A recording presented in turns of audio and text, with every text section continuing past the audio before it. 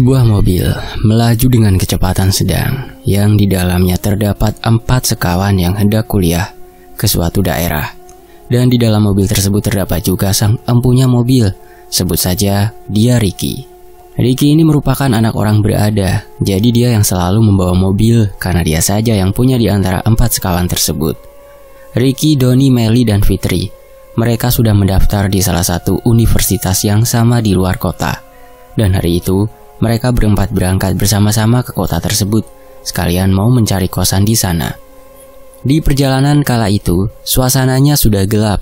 Ya, mereka juga melewati jalanan yang sepi, sebab sudah sekitar pukul 10 malam mereka di jalan. Sebab mereka jalan dari rumah sore tadi. Dan untuk menuju ke kota tempat kuliahnya itu menempuh waktu beberapa jam. Duh, lapar nih. Mana nggak nyampe-nyampe lagi, keluh Fitri. Iya nih, kita cari makan dulu yuk, timbal Melly. Iya sih, aku juga lapar. Tapi gimana ini? Kanan kirinya sawah, belum ada warung sama sekali, jawab Doni. Ah, sabar nanti, kalau di depan ada warung kita mampir. Sekalian kita tanya-tanya soal kosan, ujar Ricky. Memang saat itu mereka berangkat, tapi belum tahu tempat kosannya. Karena mereka nekat langsung berangkat dan sudah sepakat akan nyari kosan bareng-bareng nantinya. Suasana malam yang dingin menusuk ke dalam tubuh membuat perut juga terasa keroncongan. Sesaat kemudian, Ricky belok ke kiri. Ternyata, dia hendak isi Pertamax dulu. Ya, orang berada. Bener ini, isi Pertamax. Tidak memakai barang yang bukan haknya. Karena kan yang subsidi kan buat orang yang berhak ya. Yang penghasilan GDP-nya di bawah rata-rata. Gitu kan ya. Mumpung berada di pom bensin, kebetulan Melly ingin buang air kecil. Dia pun mengajak Fitri keluar ke toilet terlebih dahulu. Ternyata Fitri juga ikut kebelet. Sedangkan Ricky dan Doni masih berada di dalam mobil.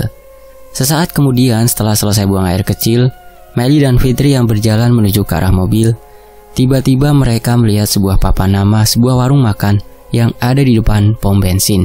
Dan di tulisan papan tersebut tertera jarak warung makan yang tidak terlalu jauh dari pom bensin tersebut. Warung sensor, sedia makanan yang enak dan lezat, jarak sekitar beberapa menit. Isi bensin selesai hingga akhirnya mereka melanjutkan kembali perjalanan. Tadi aku sama Fitri lihat ada papan nama warung yang ada di depan pom. Jaraknya nggak jauh dari sini kok. Ya udah, kita mampir ya, timbal Fitri. Oke siap. Nanti kalian kalau lihat papan namanya bilang ya. Beberapa saat kemudian mereka pun akhirnya melihat ada sebuah warung makan yang ada di pinggir jalan. Dan tempatnya sudah sedikit ramai, banyak perumahan atau kampung pemukiman. Tidak seperti yang sebelumnya, hanya ada sawah di kanan kirinya. Warung itulah yang Melly lihat tadi di papan nama. Saat mereka mendatangi warung makan yang cukup besar dan luas itu, banyak sekali mobil-mobil dan motor di sana. Padahal sudah malam sekali, tapi ternyata banyak orang yang makan di sana. Karena lapar, mau tidak mau mereka pun tetap mendatangi warung makan tersebut. Segera mereka masuk dan mencari tempat makan yang masih kosong, hingga akhirnya mereka melihat ada meja yang kosong di sebelah pojok warung. Pelayan pun mendatangi mereka. Ternyata di daftar menu banyak sekali menunya, dan itu membuat mereka bingung harus milih menu yang mana. Singkatnya, pesanan mereka datang. Dengan segera mereka melahap makanannya karena sudah sangat lapar. Makanannya menurut mereka sangat enak sekali. Dan pikirnya, pantas saja warung makan itu sangat ramai. Ternyata makanannya enak semua. Setelah selesai makan, tiba-tiba Melly kebelet buang air lagi. Padahal tadi baru saja di pom sudah buang air. Ah, dasar beser Melly. Teman-teman, aku ke toilet dulu ya. Ya udah, sono, cepet. Jangan lama-lama. Kita mau lanjut jalan lagi. Iya, bawel. Akhirnya Melly pun beranjak menuju ke toilet. Akan tetapi, sebelumnya dia bertanya kepada salah satu pelayan yang ada di warung makan itu, karena dia belum tahu letak toiletnya di mana. Maaf mbak, saya mau buang air kecil. Toiletnya di mana ya? Oh itu mbak, tinggal lurus aja ngelewatin lorong. Nanti paling pojok ada tulisan toiletnya. Oh kalau gitu makasih ya mbak. Melly berjalan menuju ke toilet dengan melewati jalanan lorong yang sudah ditunjukkan oleh pelayan tadi. Sampai akhirnya Melly menemukan toilet juga. Saat di dalam toilet, tiba-tiba saja Melly entah kenapa merasa merinding sekali. Dan seketika dia mendengar ada suara wanita yang bersenandung. dan membuat bulu kuduknya pun berdiri semua. Tapi Melly mencoba berpikir positif. Pikirnya mungkin ada salah satu karyawan warung makan yang sedang masak sambil nyanyi-nyanyi gitu, karena memang toiletnya itu dekat sekali bersampingan dengan dapur. Dengan segera Melly menyelesaikan buang air kecilnya dan keluar. Namun saat dia keluar dari toilet dan melewati dapur, dia tidak melihat siapapun di sana. Lalu siapa yang tadi bersenandung nyanyi-nyanyi? Entahlah. Sementara di sisi lain, Ricky, Doni, dan Fitri yang ada di depan sedang bertanya kepada salah seorang bapak-bapak soal kosan yang ada di dekat sini. Karena setelah tadi mereka buka maps, ternyata kampusnya udah dekat dari warung makan itu. Kalian bukan berasal dari sini ya? Gini saja, kalian ngekos di kosan bapak saja. Kebetulan warung makan ini milik bapak, dan bapak juga punya kos-kosan yang dekat dari sini. Sebut saja Pak Karto. Wah, kebetulan banget Pak Karto. Iya Pak, kita mau lihat dulu kosannya, siapa tahu cocok, kata Ricky. Ya sudah, kalau gitu ayo Bapak antar. Sesaat kemudian Melly pun datang, dan setelahnya mereka membayar dan langsung berangkat menuju ke kosan milik Pak Karto. Saat itu Pak Karto naik motor berada di depan mereka sebagai petunjuk jalannya untuk menuju ke kosan. Beberapa saat kemudian, mereka pun sampai juga di kosan milik Pak Karto. Setelah lihat-lihat ternyata mereka cocok dengan kosannya, sebab di kosan itu bisa untuk cowok cewek. Ya maksudnya dibatasi juga bagian untuk kos cewek sendiri dan cowok sendiri, namun berdekatan, jadi nggak campur gitu. Setelah deal dan bayar untuk bulan pertama, mereka langsung beres-beres dan tidur karena sudah sangat lelah dan ngantuk. Melly satu kos dengan Fitri dan Doni satu kos dengan Ricky. Menurut mereka, kosannya sangat nyaman dengan fasilitas yang memadai dan juga harganya murah, dan yang paling penting, bersih. Tibalah di hari mereka sudah mulai berangkat kuliah. Mereka tidak susah untuk mencari warung, karena mereka selalu beli makanannya di warung Pak Karto yang dekat dengan kosannya. Pagi itu mereka bersiap-siap pergi ke kampus, dan saat itu mereka ketemu dengan teman-teman kos yang lain. Mereka pun saling kenalan satu sama lain. Setelahnya, mereka berempat berangkatnya barengan naik mobil. Karena meskipun kampusnya dekat, tapi ya mereka harus naik mobil. Soalnya dekat yang dimaksud masih menempuh waktu sekitar 15 menitan menuju ke kampusnya. Sore harinya, sepulang dari kampus, mereka berempat mampir terlebih dahulu ke pasar untuk membeli perlengkapan yang di kos belum ada. Dan saat di pasar, mereka ketemu dengan Pak Karto yang entah sedang membeli apa. Tapi kala itu, Melly melihatnya kalau Pak Karto membeli seperti sesajen gitu. Loh Pak, itu sesajen ya Pak? Tanya Melly tiba-tiba. Iya, jawab Pak Karto. Maaf Pak, kalau boleh tahu untuk apa ya Pak? Oh, ini cuma pesanan saudara. Tadi nitip. Ya, saya nggak tahu buat apa, katanya. Oh iya ya, kalian mau apa kesini? Ibu Pak Karto. Ini Pak, mau beli perlengkapan buat kosan gitu. Setelahnya Pak Karto segera pamitan pulang terlebih dahulu, dan mereka mulai mencari perlengkapan yang dibutuhkan yang di kosan belum ada. Beberapa saat setelah semuanya sudah selesai membeli perlengkapannya, 4 sekawan tersebut hendak pulang. Namun sebelum pulang ke kosan, mereka akan mampir dulu ke warung makannya Pak Karto, sekalian beli nasi bungkus untuk makan malam. Sesampainya di warung makan, terlihat Pak Karto juga ada di sana. Melly memandangi Pak Karto yang sedari tadi membawa sesajen. Dan saat itu dia yang rasa penasarannya tinggi dengan alasan ingin buang air kecil ke toilet. Sembari menunggu pesanannya, diam-diam Melly ngikutin Pak Karto, yang mana dia berjalan menuju ke belakang warung. Tepatnya di belakang toilet ada sebuah kebun yang cukup luas, dan Pak Karto meletakkan tampah yang berisi sesajen itu di pojok kebun. Melly juga melihat Pak Karto yang duduk di hadapan sajen sambil komat-kamit mulutnya. Itu Pak Karto lagi ngapain ya? Tadi katanya sajen itu punya saudaranya. Seketika Melly terberanjat saat pundaknya ada yang menepuk. Dia pun teriak, "Lagi ngapain Mbak?" Dan teriakannya Melly itu membuat Pak Karto ikutan terkejut. Setelahnya Pak Karto pun menghampiri Melly. "Ada apa ini Mbak Melly?" Anu Pak, saya mau ke toilet tadi, nyasar." "Oh itu Mbak toiletnya," kata Pak Karto dengan tatapan sinis. Setelahnya Melly pun buru-buru masuk ke dalam toilet agar tidak dicurigai Pak Karto. Singkatnya, malamnya saat di kosan mereka makan malam masing-masing setelah tadi sudah mandi. Melly menceritakan kepada Fitri apa yang tadi sore dilihatnya soal Pak Karto yang meletakkan sesajen itu Akan tetapi, Fitri menampik hal itu dan tidak percaya soal hal begituan yang sudah diduga oleh Melly. Sesaat kemudian, mereka dikejutkan dengan handphone yang berdering. Ternyata HP-nya Melly yang berdering, ada telepon dari ibunya. Segera dia pun mengangkat telepon. Ibunya saat itu mengabarkan kalau adiknya membutuhkan biaya sekolah karena orang tuanya bingung tidak ada uang sebab kerjaan masih sepi. Orang tuanya juga harus membiayai Melly kuliah serta bayar kosannya juga. Hal itu membuat Melly jadi tidak enak karena sudah membebankan orang tuanya. Akhirnya dia bilang pada ibunya kalau mungkin nanti Melly mau kuliah sambil kerja saja di sini. Tengah malam, Melly tiba-tiba ingin buang air kecil. Kebetulan di kosan itu kamar mandinya di luar, jadi mereka saling gantian dengan anak kos lainnya. Hawa dingin malam itu menyeruak masuk ke dalam tubuh Melly, berjalan menuju ke kamar mandi, dan suasana tengah malam saat itu sangat sepi sekali. Di sampingnya kamar mandi itu ada sebuah gudang. Entah kenapa kala itu Melly tiba-tiba saja mendengar ada suara wanita seperti menangis.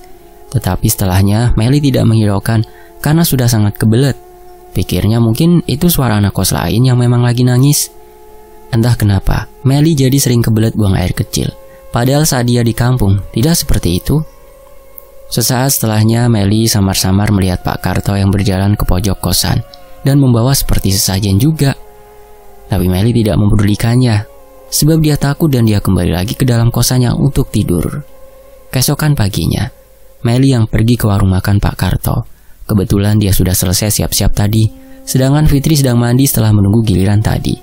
Setibanya di warung makan, Melly ketemu lagi dengan Pak Karto. Sekalian Melly akan menanyakan kepada Pak Karto, apakah membutuhkan karyawan tambahan? Loh, kamu kan kuliah Mel, terus kenapa tiba-tiba pengen kerja? Pak, kalau boleh saya kerjanya malam saja Pak. Soalnya saya mau bantu orang tua saya Pak, meringankan beban mereka. Seketika Pak Karto terdiam sejenak, memikirkan soal pertanyaan Melly, hingga akhirnya Pak Karto pun memberikan pekerjaan untuk Melly, karena dia juga masih butuh karyawan lagi. Yowes, nanti kamu boleh kerja di sini saat malam-malamnya ya. Terima kasih banyak Pak. Kapan saya bisa mulai kerja Pak? Ya nanti malam juga boleh. Baik Pak, makasih ya Pak. Setelah sudah selesai membeli sarapan, segera Melly kembali ke kosan. Saat sedang berangkat ke kampus, seperti biasa nebeng mobilnya Ricky. Saat itu Melly menceritakan kalau dia nanti malam sudah mulai kerja. Sontak mereka semua kaget, karena tiba-tiba saja Melly mau kerja. Tapi mereka mendukung dan menyemangati Melly. Malam pun tiba dan Melly sudah mulai bekerja di warung makannya Pak Karto. Akan tetapi ketika kerja, Melly sudah diberikan peringatan kalau dia dan karyawan yang lain tidak diperbolehkan untuk masuk ke sebuah ruangan yang tertutup di samping dapur. Malam itu warung sangat ramai sekali, sehingga Melly pun sibuk sekali. Sebenarnya dia sangat capek, tapi dia mencoba untuk tetap kuat demi keluarganya. Saat Melly melayani ke para pelanggan yang datang, Melly melihat ada salah satu teman kampusnya yang baru datang, tapi sepertinya Sinta mau langsung pergi, padahal saja baru datang. Melly pun menghampirinya. Sin, kenapa nggak jadi? Tanyanya. Nggak apa-apa Mel. Ini aku tadi dapat pesan dari ibu. Katanya nggak jadi beli, katanya maunya bakso aja gitu. Oh gitu. Ya udah hati-hati pulangnya ya Sin. Esok paginya, kala di kampus, Melly seperti biasa istirahat di kantin bersama dengan Sinta. Saat itu Sinta mengatakan apa yang sebenarnya terjadi semalam, yang membuatnya tidak jadi beli ke warung makannya Pak Karto. Memang Sinta baru pertama kalinya datang ke warung makan itu, karena itu juga disuruh ibunya semalam, tapi untungnya tidak jadi. Ibunya menyuruh Sinta ke warung itu sebab kata orang, masakannya enak, sedep, jadinya pengen deh. Sinta itu termasuk punya kelebihan lah. Kalau orang-orang sekarang bilang anak indigo. Dia bisa melihat sosok-sosok yang tak kasat mata. Dan ternyata semalam dia melihat di depan warung makannya Pak Karto itu ada dua sosok gede, besar, hitam, rambutnya berewokan yang berdiri di depan warung makan. Serta ketika Sinta melihat ke dalam para pelanggan yang sedang menyantap makanannya itu, semua makanan telah diludahi oleh sosok-sosok tuyul yang jumlahnya tidak hanya satu, tapi ada puluhan di dalam warung itu. Sontak Melly yang mendengar cerita dari Sinta seakan tidak percaya. Tapi memang Sinta bisa melihat hal begituan, jadi dia antara percaya dan tidak. Masa sih Sin? Tanya Melly. Iya Mel, Aku rasa Pak Karto itu telah menyimpang menggunakan pengelarisan, kata Sinta. Tapi mau gimana ya, Sin? Aku kan harus tetap kerja di sana demi kebutuhan. Ya nggak apa-apa, kamu tetap kerja. Asal selalu berdoa ya. Dan jangan makan makanan di sana pokoknya. Jangan. Meli pun mengangguk perlahan. Setelahnya mereka kembali masuk ke dalam kelas karena jam istirahat sudah selesai. Semenjak mendengar cerita dari Sinta itu, Meli melarang teman-temannya untuk beli di warung Pak Karto. Dan mereka juga percaya dengan cerita dari temannya Meli itu. Suatu ketika, saat Meli datang shift pagi, karena hari itu Meli libur kuliahnya, tiba-tiba saja dia mencium bau anyir darah dan sangat busuk sekali baunya. Dan seketika juga Meli merinding dan bulu kuduknya berdiri otomatis. Beberapa karyawan lain pun merasakan kalau mereka mencium bau bangkai yang sangat busuk. Dan saat itu membuat Meli mengingat apa yang diucapkan oleh Sinta waktu itu soal warungnya Pak Karto. Tiba-tiba saat itu juga terdengar suara teriakan karyawan yang lain yang sedang berada di dalam kamar mandi. Lalu Meli dan yang lainnya pun bergegas melihat ke kamar mandi apa yang sebenarnya terjadi. Ada apa? Tanya Meli. Ada darah, jawabnya. Darah? Darah apa? Mana darahnya? Oh, ngaco kamu. Halusinasi pasti kamu, ucap karyawan lain. Beneran, aku melihat ada darah air yang ada di dalam gayung tadi berubah menjadi darah, ucapnya. Sudah, kamu pasti kecapean, istirahat saja dulu ya, saran Meli. Akhirnya karyawan tersebut pun memucat wajahnya dan tubuhnya terasa lemas. Brak! Saat itu juga terdengar suara tabrakan di depan warung makannya Pak Karto. Ternyata ada sebuah mobil yang bertabrakan dengan truk. Semuanya pun melihat ke arah jalan raya dan ada beberapa korban yang MD akibat kecelakaan tersebut. Meli pun mengelus dada melihat kecelakaan tersebut karena mobil dan truk tersebut terlihat sangat ringsek parah. Sore harinya, kondisi warung sangat ramai sekali. Dia hendak ke belakang. Akan tetapi tiba-tiba saja Meli penasaran dengan ruangan yang dilarang oleh Pak Karto. Dia nekat berjalan mengendap-endap sambil melihat situasi sekeliling. Takut ada yang melihatnya. Meli mencoba membuka pintu ruangan itu dan ternyata tidak dikunci. Saat dibuka, betapa terkejutnya dia. Di dalam ruangan itu terdapat sebuah mayat yang sudah membusuk sekali dan bahkan darahnya mengering. Tubuh mayat itu pun kurus sekali. Wajahnya sudah tidak dapat dikenali dan mungkin bau busuk tadilah yang berasal dari dalam ruangan itu. Seketika tubuh Meli kaku melihat penampakan itu. Rasanya dia juga ingin muntah sekali. Akhirnya dia menutup kembali pintu ruangan itu. Akan tetapi, tiba-tiba saja Meli merasakan pusing.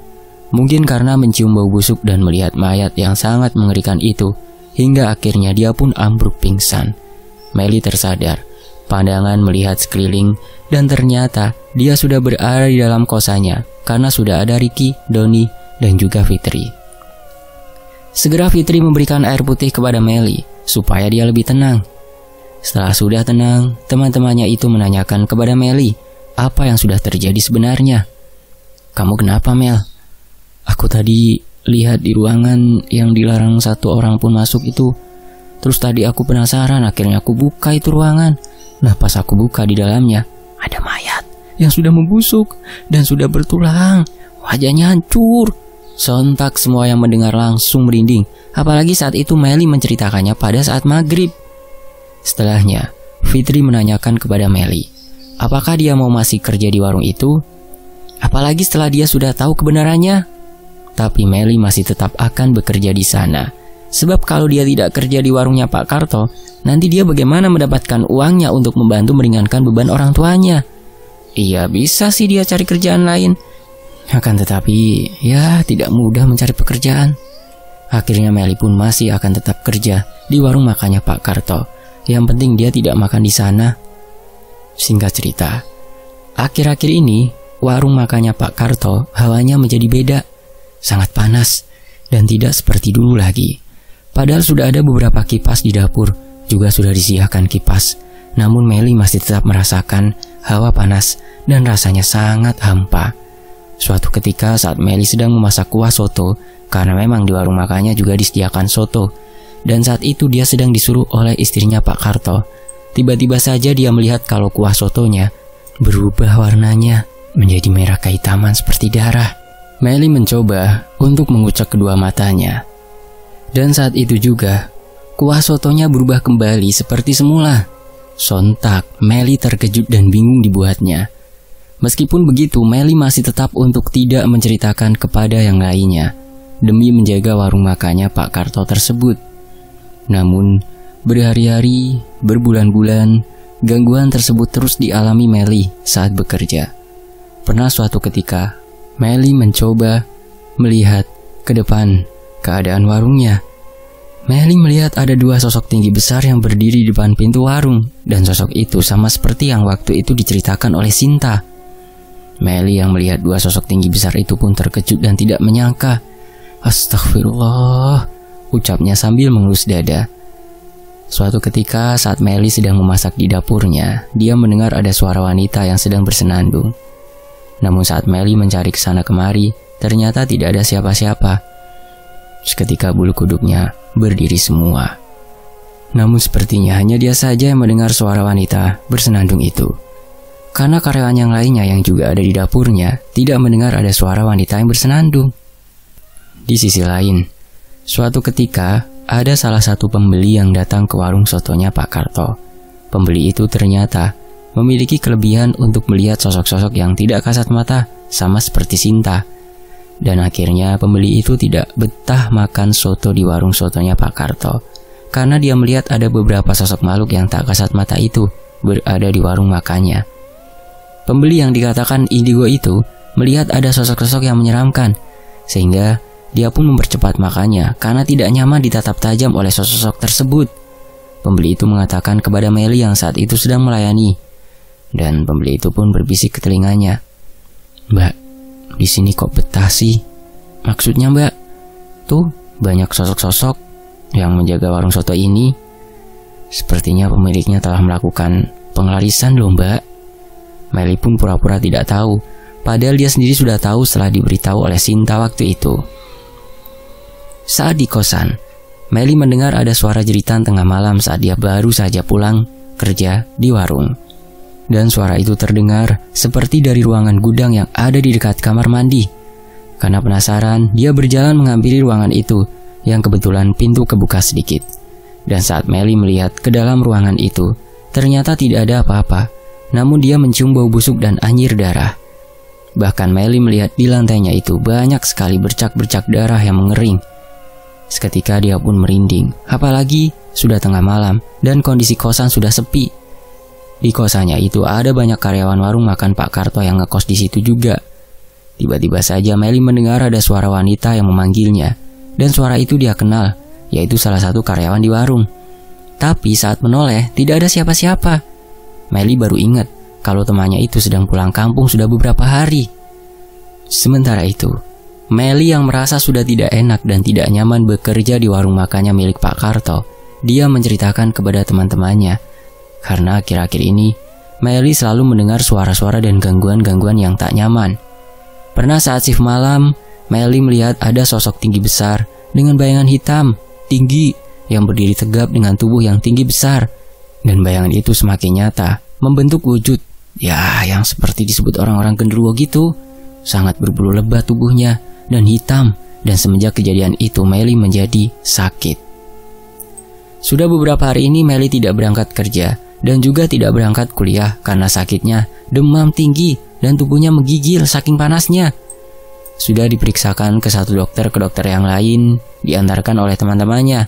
Akan tetapi semua obat yang diresepkan oleh dokter sama saja hasilnya. Demamnya masih tinggi, tak kunjung turun. Sampai akhirnya Fitri menyarankan kepada Melly untuk berhenti bekerja saja. Beberapa hari kemudian setelah Melly sudah lebih baik, Melly pun berangkat ke warung seperti biasa dan sekalian berpamitan kepada Pak Karto kalau dia mau berhenti kerja. Setelah Melly keluar dari kerjaannya itu, Melly tiba-tiba saja sakit sama seperti waktu itu, demam tinggi. Malah kali ini Melly semakin parah sakitnya, dengan perut yang terus kesakitan, dan perutnya Melly ini merasakan sangat kaku dan yang tidak masuk akal, membengkak. Karena tidak tega melihat Melly yang sakit-sakitan dan tidak ada yang mengurusnya di kosan sebab Fitri, Ricky, dan Doni sibuk kuliah, Akhirnya, saat minggu libur kuliah, mereka mengantarkan Melly untuk pulang ke rumahnya, ke kedua orang tuanya. Saat dibawa pulang ke rumah, orang tuanya kaget karena selama ini tidak ada yang mengabari kalau Melly sakit-sakitan. Akhirnya Pak Cumino, bapaknya, dan Bu Elis pun membawa Melly untuk diperiksakan kembali. Namun hasilnya tetap nihil. Akhirnya Pak Cumino dan Bu Elis membawa Melly ke salah satu Pak Ustadz yang katanya ngerti hal begituan untuk menanyakan apa yang sebenarnya terjadi dengan Melly. "Ada apa ini, Pak?" tanya Pak Ustadz. Pak, saya mau minta tolong diperiksakan ini anak saya, Pak. Karena kok tidak sembuh-sembuh, dibawa ke dokter juga kayak gini hasilnya, tetap sama." Lalu sebut saja Pak Indra memerintahkan kepada bapaknya Melly supaya Melly dibaringkan di atas tempat tidur yang sudah disediakan. Bapaknya Melly pun membaringkan tubuh Melly di atas kasur oleh Pak Indra. Lalu beliau pun mulai merapalkan ayat-ayat. Dan saat Pak Indra sedang membacakan ayat-ayat, tiba-tiba saja perutnya Melly semakin membesar seperti orang yang sedang hamil. Melly terus merintih kesakitan dan tubuhnya memberontak, hingga akhirnya Melly dipegangi oleh bapaknya dengan kuat. Setelah Pak Indra membacakan ayat-ayat, tiba-tiba saja Melly memuntahkan darah yang disertai dengan bau busuk. Seketika Melly pun lemas dan Pak Indra memberikan segelas air putih kepada Melly. Dia pun dengan perlahan-lahan meneguk air putih yang diberikan kepadanya. Kata Pak Indra, Melly ini udah ditandai untuk dijadikan tumbal oleh seseorang. Dan setelah tandanya sudah dihilangkan oleh Pak Indra, Melly dan Bu Elis serta bapaknya pun pamit pulang kembali ke rumah. Seminggu kemudian, perutnya Melly merasakan sangat sakit sekali dan terasa keras serta kencang, membesar kembali. Sampai pada akhirnya, Melly ini kejang-kejang dan kedua matanya melotot hingga terlihat putih semua. Tidak terlihat bola matanya yang hitam. Orang tuanya pun bingung harus berbuat apa. Dan sampai pada akhirnya, Melly menghembuskan nafas terakhirnya. Bapak dan ibunya benar-benar masih tidak terima dengan meninggalnya anaknya itu yang tidak wajar. Ricky, Doni, dan Fitri pun datang ke rumah Melly. Mereka bertakziah, kebetulan saat libur kuliah. Hingga akhirnya, bapaknya dan ibunya Melly serta ketiga teman-temannya pun mendatangi ke tempatnya rumah Pak Indra. Sontak Pak Indra pun turut prihatin atas meninggalnya Melly. Namun Pak Indra merasa masih janggal dengan kematian Melly. Soalnya kemarin sudah dipastikan sembuh. Akhirnya keduanya mendatangi ke warung makan milik Pak Karto pada saat warung makan itu kebetulan sedang tutup. Malam itu juga, orang tuanya Melly, Pak Indra, serta teman-temannya mendatangi warung yang diduga telah melakukan pengelarisan tersebut. Saat sampai di depan warung makannya Pak Karto, Pak Indra langsung memasang kuda-kuda dan membacakan doa-doanya. Dan saat mata batinnya Pak Indra telah membuka, memang di dalam dan di warung makan Pak Karto itu terdapat banyak sekali sosok-sosok yang ngeri, dan itu adalah perewangan. Pantas saja saat Pak Indra baru saja datang di depan warung itu, Pak Indra merasakan hawa yang sangat panas. Setelah diamati oleh Pak Indra dengan mata batinnya, ternyata sebelum sakit, Melly ini telah melakukan kesalahan. Karena Melly sudah melanggar perintahnya dari juragan, yaitu dia melihat ke dalam ruangan ritual yang berisi mayat. Bahkan Pak Indra juga menerawang kalau di kosannya itu juga telah terjadi mutilasi salah satu karyawan sebagai tumbalnya, yang notabene-nya kosan itu juga milik Pak Karto, yang mana karyawan itu adalah yang diduga sudah beberapa hari ini katanya pulang kampung. Akhirnya Pak Indra membersihkan semua sosok-sosok yang ada di warung dan di kosan Pak Karto supaya semuanya musnah. Dan semenjak kejadian itu, warung makannya Pak Karto menjadi sepi seperti semula, sebab ada karyawan yang melanggar apalagi sudah dimusnahkan oleh Pak Indra dan membuat perjanjian. Perjanjiannya Pak Karto dengan sosok yang merupakan perewangannya mungkin terputus. Dan para karyawannya pun semua dikeluarkan karena Pak Karto sudah tidak dapat lagi untuk menggaji para karyawannya. Hingga akhirnya warung makannya Pak Karto ditutup karena mengalami kebangkrutan. Dan semenjak itu Fitri, Ricky, dan juga Doni memilih pindah kosan dan nyari kosan yang baru lebih dekat dengan kampusnya. Sedangkan sang pelaku, Pak Karto, entah bagaimana kabarnya. Yang jelas beliau sudah kembali ke tempat asalnya. Ternyata dia bukan berasal dari kota itu. Kosannya itu pun sudah dijual, mungkin untuk tambahan biaya hidupnya. Dan warung milik Pak Karto itu terbengkalai dan sekarang menjadi angker. Setiap bulannya di jalan raya depan warung makan tersebut selalu terjadi kecelakaan. Ya, kita nggak tahu ya sebabnya apa. Dan orang yang kecelakaan di depan warungnya tersebut selalu MD. Entah apa itu benar atau tidak kalau dikaitkan dengan masa lalu warung tersebut. Dan demikianlah sebuah kisah yang saya bacakan di Tony FS. Semoga terhibur dan bisa mengambil hikmahnya. Saya pamit, sampai jumpa di kisah lainnya. Tetap di Tony FS. Alhamdulillah.